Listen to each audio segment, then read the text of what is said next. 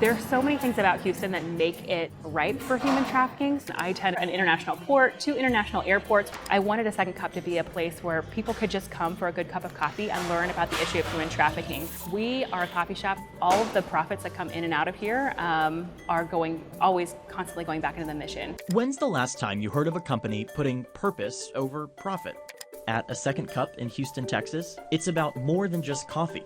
They're fighting human trafficking. When people come in, do they know what they're walking into? Some. So we have people who come in who know about our mission and are coming here for the mission, which is awesome. What I love even more is when people have just read Yelp reviews and be like, oh, this seems like a cool place, I'm gonna go there, and then learn about human trafficking and then get involved. That is truly what our mission is. It's kind of hard to miss this wall inside A Second Cup, an educational art exhibit that spells out the facts of human trafficking plain and clear. It's the #2 criminal enterprise in the world, and that's only second to the drug trade.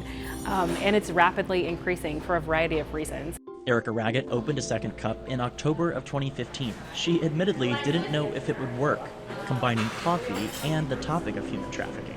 And by human trafficking, she means people forced into sex or labor to make money for someone else. Most people in Houston didn't know that human trafficking was happening, and so I wanted A Second Cup to be a place where people could just come for a good cup of coffee and learn about the issue of human trafficking. 100% of what we do is constantly going back into the mission by supporting our allies who are working with survivors. Some of those organizations are providing housing, some are providing counseling services, some are providing GED classes, some are providing just trauma care overall. Over time, though, Erica realized her coffee shop had something more to offer survivors. So she put some money into developing a culinary job training program for survivors like Kelly. I ran away when I was 14 years old, and I just remember being out there and nowhere. There was nothing that would help us. You're just so disposable,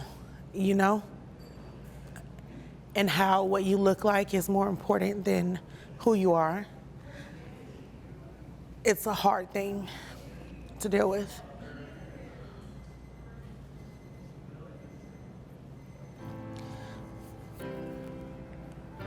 It's a hard thing to deal with.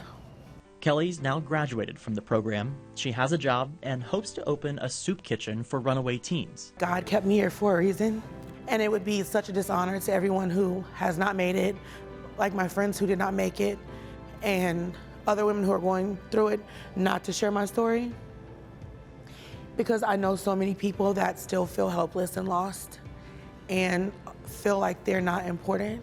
The shop's become somewhat of a beacon, fighting for victims of human trafficking and giving Houstonians a chance to buy a cup of coffee that makes a difference.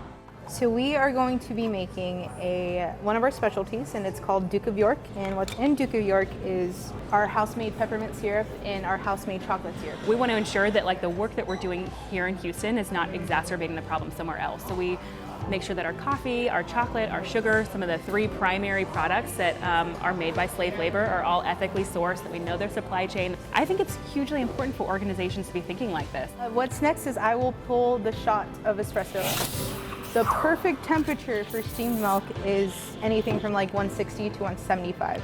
So yeah, that is our Duke of York. We want people to know that we are in this to fight human trafficking. We're not here as just a fluffy, oh yay, do your part. But it's really we are here to fight human trafficking. We think this is a real problem that we can do something about.